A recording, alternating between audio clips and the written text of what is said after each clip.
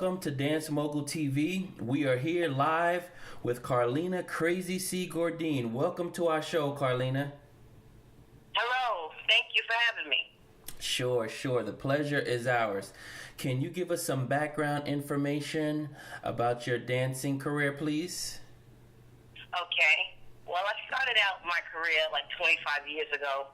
I started out in the art form of hip-hop. Though I've taken many other art forms, I gravitated toward hip-hop back when I was 9 years old. So I started out heavily in the streets of Queens and Brooklyn, dancing in parks and learning how to dance basically on my own because that wasn't heard of back then to be taught. I got some decades on you here. So, not telling my age, but I started out at such a young age. And at 15 years old, I got a break to dance in Central Park. And performing a dance style called modern dance. And they asked me to lead the dance where they saw something in me as far as hip-hop was concerned. I love to pop. So they saw that movement in me, and a lot of them that was there at the time had picked me out to do some commercials and a show called Real People back then. So I had performed a hip-hop little piece on there on the segment they had, and did a few commercials and stuff like that back when I was like 15, 16 years old. So thanks. So during that time, who were some of your early inspirations? Back then, like the Rocksteady Crew, the New York City Breakers, I saw a variety of street dancers that they actually were like heroes in our neighborhood, but weren't known in the industry as well. But a lot of them, to remain nameless, were some of the guys that inspired me.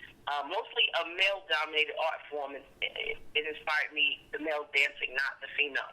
I was more gravitated toward the break dancers and the poppers and the lockers and their movement. So they inspired me to want to get involved in that actual art form. And how did your parents and your family members respond to you doing that type of dance? I grew up in a middle-class family, so they were really like, my father used to tell me dance is not a means to an end, and he needed me to go to college and focus on that stuff and more. So my mom was pretty much putting me in different dance programs because she knew that I liked to dance. So I had to take ballet as a form of dance when I was younger to learn accredited art form as far as they were concerned. So I had to take ballet, tap, and jazz, the basic dance techniques, but that wasn't where I wanted to be. But that they pretty much, when I used the word hip-hop, they were like, that's not a dance form. That's not an art form. Back then it wasn't considered an art form. Yes, you're right. So was this something that you did outside on the playground, parks? Yes, I did it at block parties. Okay. In Queens, New York, they were known for block parties. I went to a school called PS50, and they used to have block parties there constantly, where I saw Dougie Fresh and Slick Rick and all these different MCs perform, but the break dancers used to come out on the break beats with the cardboard boxes. And I used to actually sit there and envision myself doing what they were doing and go home and practice for hours and hours trying to master that craft.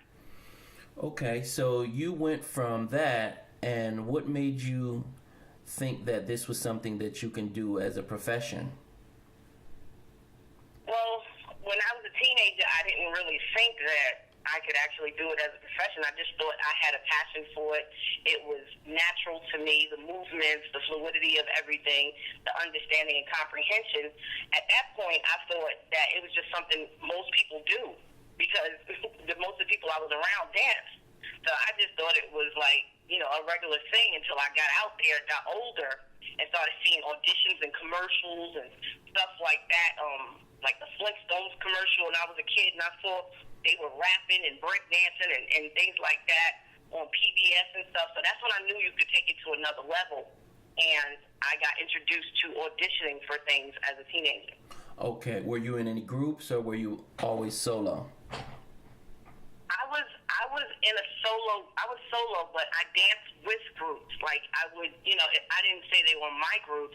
I started my group, Soul Sisters and Company. That's the first group I had originally started, and I started that group to empower women because every audition I went to remain nameless, I was casted out because I wouldn't show flesh. And I wouldn't do certain things that they required us to do as women, and they always told me I dance like a man. So I didn't understand that because I learned from them, but I didn't understand why that was a problem if I was doing it accurately. Okay. Why was I told to, no, we need to see your belly, we need to see your butt, we need to see your shape of your body. We need to see that before we see you dance. Wow. So that was more important for them. And what did you run into when you started to go to some of the auditions? Like, what did you notice? The first thing I noticed is that a lot of times when I got to the auditions, they would not see me dance before they told me no. And I at that point didn't realize it was because of the color of my skin or because I wasn't sexy enough or I wasn't showing enough flesh. But what I noticed that most of the girls were light-skinned.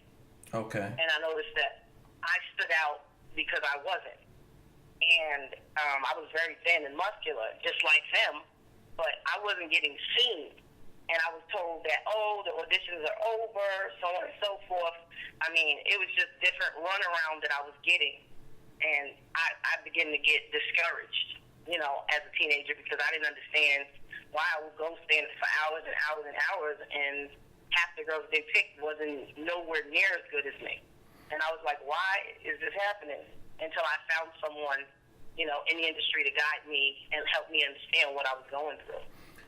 Wow, that's something. Can you give us an idea around what year you experienced these things? It's important. Sure. I started out like in oh my God, I'm telling my age. In 1982. I started out as a kid going through a lot of, the transitions of learning the different techniques because I took martial arts. So being that I was in martial arts, I learned a lot of the stunts that the break dancers do through martial arts.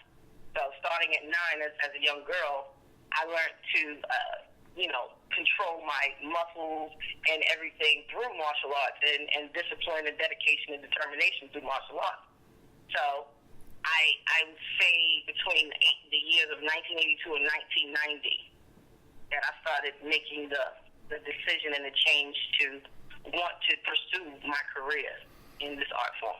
Okay. And, the years is important because it's important for young people to know that the struggles that you went through that helped to pave the way for them to have the opportunities that they have right now, they need to know that, that there were people such as yourself that didn't have the same opportunities that they have right now to just be able to just jump out there and do some of the things that they were able to do. You actually had to go through some ups and downs.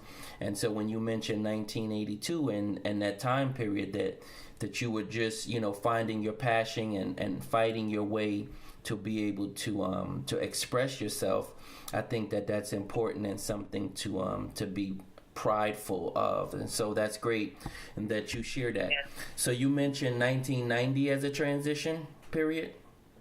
Yes, that's when hip-hop had took like the New Jack Swing type of feel, and it was more fun party-going type of dancing, like a house party and all of those movies manifested. So everything was pretty much different styles of dancing that created that era. So I started learning that type of dancing as well.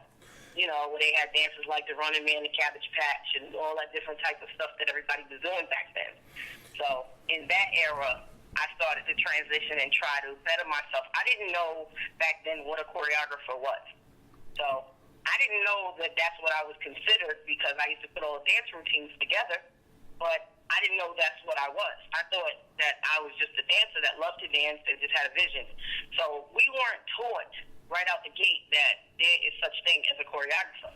So between 1982 and I would say in 10 years difference, 1992, I was choreographing like little things for churches, little things for community centers, block parties, and I was a little kid. So I didn't know that that's actually what I was doing, and I was in every school talent show, every performance, all the way up until I was about 16, and I was doing like everything, winning all the competitions. I did not know that I was a choreographer still, okay? I was not even aware of that because I would not call myself a choreographer because I believe in order to know where you're going, you have to know where you came from.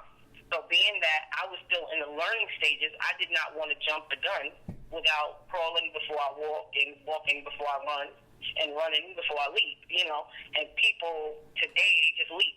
There's no in between. They don't learn the history behind where they came from. I needed to know the basis of all the steps that I love to do, where they came from. So I researched this fact. I found these people, that made me want to do this craft. And it was very important for me to understand and get the proper education and training because I felt hip-hop had a place. Yeah. And it was a place that was right next to ballet. I felt like it had a place there. It was a strong movement, and I felt that it was something that needed to be seen properly, especially in our African-American youth, and Hispanic and Latin youth. I felt like we needed to know the origin and which it came from. Now, and speaking about origin, before we move forward, I just wanted to go back to those early years in the 80s when you were coming up and mastering your craft and learning and so on. And I just wanted to get your opinion, since you were dancing in the New York City era. How were you affected by Africa Bambaataa and the Soul Sonic Force when they came out with Planet Rock? Because I know that song was really inspirational and monumental in helping to spawn a certain segment of the whole dance movement. And since you were right there, I want to get your take on, what that experience was like in NYC from your perspective. Yeah, that song, it's funny because my sisters, I have a large family, so my brothers and sisters, I first heard it in the basement of my house. And my brother and them used to think they was singers and break dancers and everything. So they were always down there putting on different music, and I heard that as well as the message. And when I heard the message in Africa Bambaataa, first of all, as soon as Africa Bambaataa came on, I don't know why I wanted to dance immediately. Like, I just wanted to get up and do something. I didn't know what it was. I just knew that I needed to do something, And my body was telling me that I can do it. So I was attempting everything. Then when I started looking at the whole concept of it, the song, I just started playing it over and over again as a kid in the 80s. And the first real time that I got into a circle to watch the people dance, I did not actually dance because I was afraid because they were so much bigger than me. And I was a little kid, so I was like, what do you do when you get out there and you mess up or fall? That song was what I saw the break dancers dance to, was that in the park of PS 50 in Queens. Wow. And they were actually on the cardboard, and it was one girl that got out there. And now I know she was one of the, I believe, the New York City Breakers at the time. She was the only female in there. And I was impressed, and that's made me realize that I can do it because that song I still teach to today. That's one of my biggest routines that I did at a lot of my performances. The hip hop convention, I did that. My company performed that. We stay true to its culture, 40-year tradition. So yeah, that affected me. The message really, really drove me because it was just telling a story that people needed to hear that they wanted to brush under the rug. So yes. I still appreciate that as a kid, and I appreciate that as an adult because you don't hear music like that anymore. Yeah, you're right. And so we're going to move forward a little bit to when Beat Street, Wild Style, and the movie Breakin came out. How did that make you feel during those years? Wow. When Wild Style and Beat Street, first of all, when I watch it now, because, I still have them now, they're part of my curriculum in my training facility. So I make, my company have to sit down and write about it and take message of the movie and revamp it how they would have done it today. So a lot of it, when I first saw it as a kid, as a teen, actually, I was a little excited, not as much as I should have been, as I am now. When I look at it now, back then, you're young, you see things, but you're like, that's kind of whack. I could do better. In your mind, you think that, and it makes you work out to be better. Actually train to be better, because at that point, I felt like, why wasn't I in that movie? That's how I looked at it. Like, I wanted to be a part of that. When did they do that? Why did I know about it? But it opened a lot of doors, because I kept showing people that movie every time they came around me. It was just like, wow, did you know we could do this? And it just showed me that, you can do pretty much whatever you want to. It like opened doors for me in my career and my direction, because that made me see that I really wanted to do it. I really could do it. And one more thing I wanted to touch on before we move forward. I wanted to know, during that same time period, what impact did Soul Train and the Lockers and the Soul Train dancers have on you, just looking at them, knowing that, you wanted to be a great dancer yourself? Wow. My sisters growing up used to sit in the house and think they was the Lockers. So the impact that they had on my whole family is funny. Because my sisters, I used to be sitting there, being that I'm the only one that actually really pursued dancing, my sisters used to watch them and put it on and just swear they were the Lockers, put on the pants and the socks and just jump around, and they used to freak out. And every time Soul Train came on, we ran to the TV, but I would be the only one dancing like real hard, like I was going down the Soul Train line. Yeah. So it was something that we looked forward to as a unit to watch every week when it came on. We tuned into the TV. So it had a major impact, and as far as the Lockers are concerned, they're actually part of my curriculum. Luke, he comes to my school, and I talk to Shabadoo regularly, and these people, like I told him now, we're going to be doing some stuff that I want him involved in. So they are actually keynote in my company, my training facility. I only bring, to know where you went, to know where you came from, you need to know where you're going. So I bring people like that as an inspiration to me. Hopefully open doors to these kids to see that it was here, it existed long before me, and these people came out, and these are the people who created certain things that we enjoy today. Yes, and it's a great thing that we're able to, that they're still here with us, and that we're able to thank them and acknowledge them for all of the work that they put in terms of paving the way, and just being alive at a time that meant so much to so many of us today, and actually devoted and committed their lives to the art form that has spawned so much, to where so many people all over the world is able to come together and to just express ourselves so freely. So yep, that's a great thing that you're doing that, and they deserve every bit of credit and praise that right. They get. So I'm there with you on that. Okay, I just wanted to touch on that, because I feel that that's so important with these interviews, when we talk and interview individuals such as yourself or anyone that was there during those years. It's important for us to connect a timeline for the youth to understand that, while you were inspired in the 80s, there were those that were there, in the 60s and the 70s, such as the Lockers and others, that were dancing on Soul Train, and they also was inspired by James Brown and the Nicholas Brothers and others. So it just creates a nice timeline, for any new and upcoming dancers to be able to connect, and put this all together in their minds. Absolutely. So that's great. Can you tell us now, in the 90s, when you started to go into these auditions and you started to do these new style dancing, how you were able to transition into the industry? Okay. Well, when I first started going in the 90s, I believe 92 was my first, big audition I got turned down for. I got turned down for, it seemed like every door was being closed in my face. They wouldn't even see me dance. It was not even based on talent, and I didn't understand that.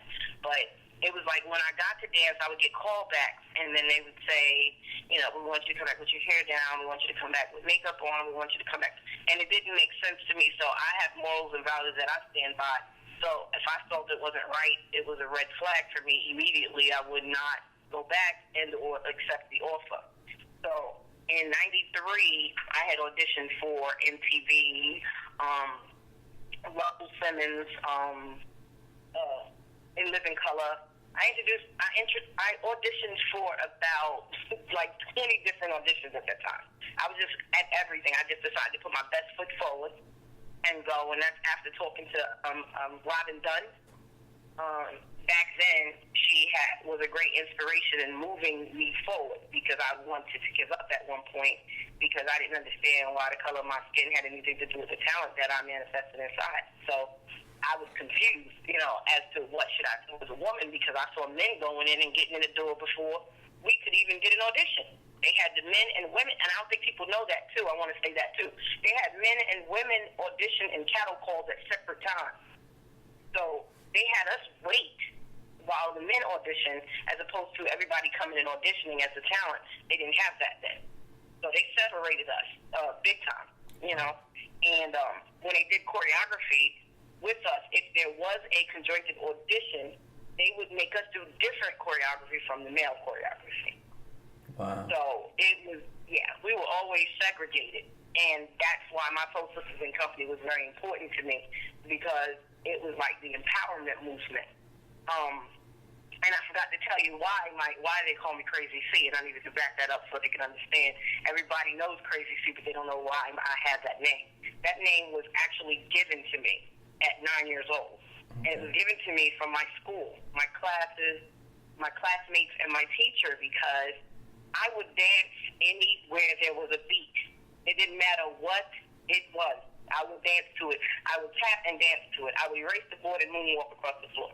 I was doing it from the 3rd grade all the way up to the 6th grade.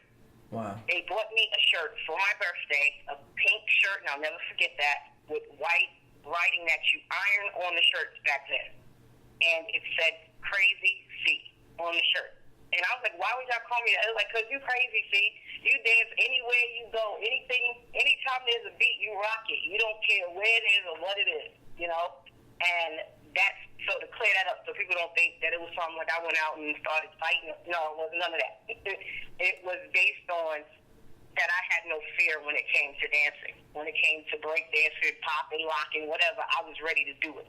And I would dance against the guys all the time and be like the only girl that run out there and do it. So That's why they called me that. Nice, that's great. Yeah. Now we cleared that up. Now, moving up to the era of auditioning, I really had a lot of disheartening auditions. I was even told at one point to lift up my shirt so they could see my butt, so they could see the shape of my body. But I didn't even dance yet. So I didn't understand what that had to do with it, and I would be so offended going to these auditions, and you had no guidance or direction or no management or no agency like they do now to someone to protect you or even tell you what you're about to deal with. I had no mentors. So as a woman, I didn't. It was just other girls that auditioned with me. So it was very difficult for me, and that's why I developed my company, because the empowerment was not there. And a man can tell me a lot of things, but he can't tell me how to feel as a woman. And that is what I was missing. So I developed my company to protect women from situations like that, not understanding the ins and outs and not understanding what they need to do to be called and considered a professional. Okay. So it was based off of your own personal experience in the industry, and just growing up, you saw that there was a need for intervention in terms of mentoring and leadership and guidance and direction, and you decided to step up and form your company so that you can help others come in the industry and navigate their way through the system. Yes. Wow, that's great. Yes, and so what are some of the things that your company do now? Earlier you mentioned about education and so on. What are some of the things that your company do now? Okay, what we do is, first of all, we stand for the 3Ds, and it's important that I teach that people understand what the 3Ds are. They think, you can go and do whatever you want to do, but ours is dedication, and it's to learn to comprehend to achieve a goal. And it's discipline to always remain professional and never be defeated by weakness, always maintain respect for yourself and others. determination is to accept your blessings, to never quit and work hard to accomplish their goal of excellence. So the reason why we stand for that is children I don't know, today's children are born into families with single family homes, with single parents or foster care, or a lot. I've run into that, I guess, at a 70% jump in my company. So a lot of the kids don't have the guidance of a male figure, or they don't have the guidance of both parents, and or they don't have self-respect for whatever reason. So a lot of them come in lost. So we had to give them a guideline to follow. That's why we have production. We have performance and production level in the company to teach them of understanding what being a performer is as opposed to being in a production. Because people think you go do a music video, it's the same as performing on stage, which is absolutely not. And a lot of these kids can't dance past 2 minutes because they can't breathe. They're not focused. They have no discipline. They don't know where to put the channel that energy that they have inside. They just know that they think they're good at something, but they didn't have anybody credited come and tell them that. They told themselves that, which is a good start, but it's not the means to an end. You actually have to learn and be trained appropriately by people with professional credentials that have either paved that way, walked that path. You can research them and find out their information and make sure that you're going down the right path of where you want to go, and they can direct you there properly. And our company, we make sure that it's important that our youth today understand that we teach the manners, from the pride to the strength to the knowledge, understanding what wisdom is, and striving in society every day and being truthful and honest and respecting yourself as well. All these things that it takes, as well as they have to go to school. They have to get an education. It's important. So this is something they have to bring to, in order to be in my company. You have to have, we do not even like C's in our company. We put you on probation at that point, academic probation, and try to bring in either mentors, or we ask the parents if they need a tutor. What is it? And the parents work with us on that aspect. Wow, so that's we cool.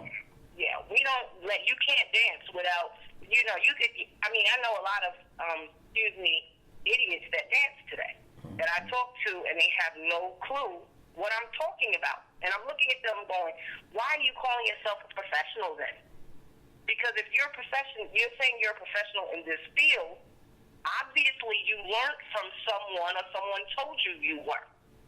So I'm asking you, and I like to tell kids quickly, you need to go get your money back. Because if somebody considered you a professional, they were wrong. And I'm here to tell you that you don't know the key elements or the basis of nothing. So how can you tell me something without learning properly? Yeah. You can't just fly. It doesn't work like that. So basically, we strive for that, and hip hop was a forum that we saw that we felt is never going anywhere, and it's a generation, unfortunately, of misguided, misogynistic hip hop.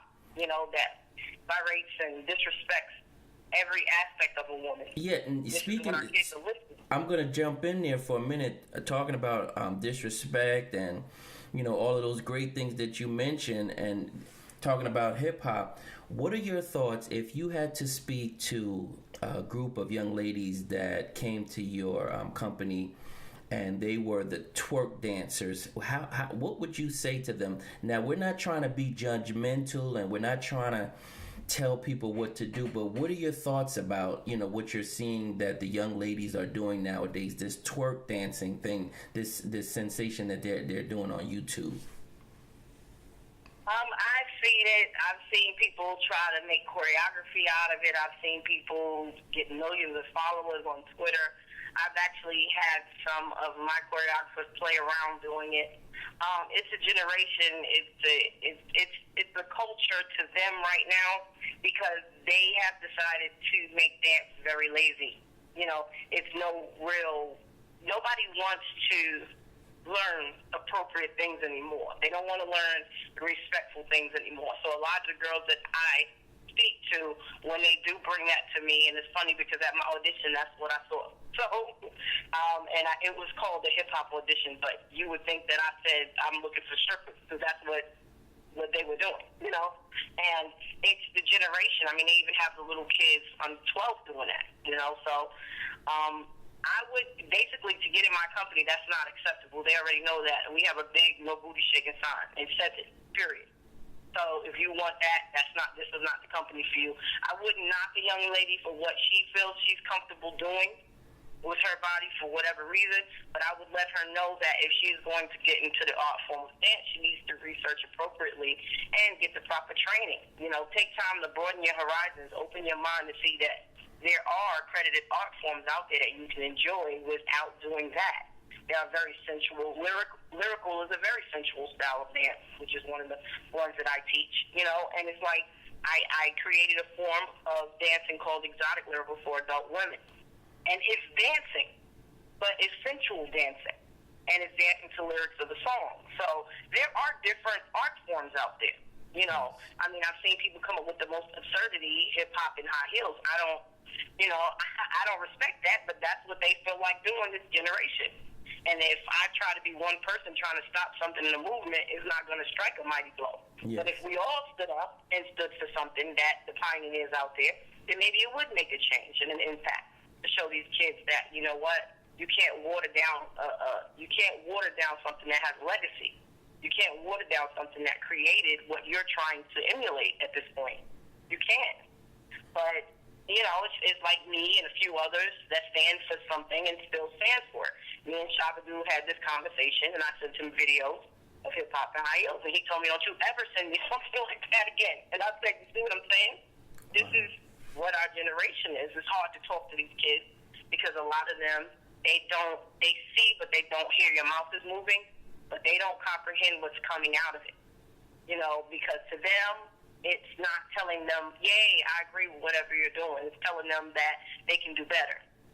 Yeah. And a lot of them don't want to hear that. But in my company, there's no exception to the rule. So what would you like for the audience to know about your company, and how can they get involved with what you're doing? Okay. Well, we're going to be opening up again in the New York area. We're right now on a home front looking for space and location. What I would tell them is that basically what we do in our training facility, because I'll be opening a learning institute too, and that's for people who have that drive and want to be trained. We only train the trainable, okay? It's very important that people understand that. If you do not have any discipline, you have what they call diagnosing most of our kids with ADHD, what they call, you know, just them not listening and sitting still. If you cannot follow along in class, then you damn sure can't follow along in the studio. You can't, you know, in the training facility. You can't. So what we do is we mold, mentor, and train well-rounded individuals in their life, because it's not just dance we deal with. We deal with the whole aspect of life with them. You know, we deal with, you know, oddities in their families, relationships, and stuff like that, because it all comes out through their dancing, through their training, through their working. A lot of people think you can just come in and take a dance class and then that's it, and you go home to your issues. Not in a training facility, not in ours. So we just teach basically real live hipology. Like we give them, they take quizzes. They get pop quizzes when they come in.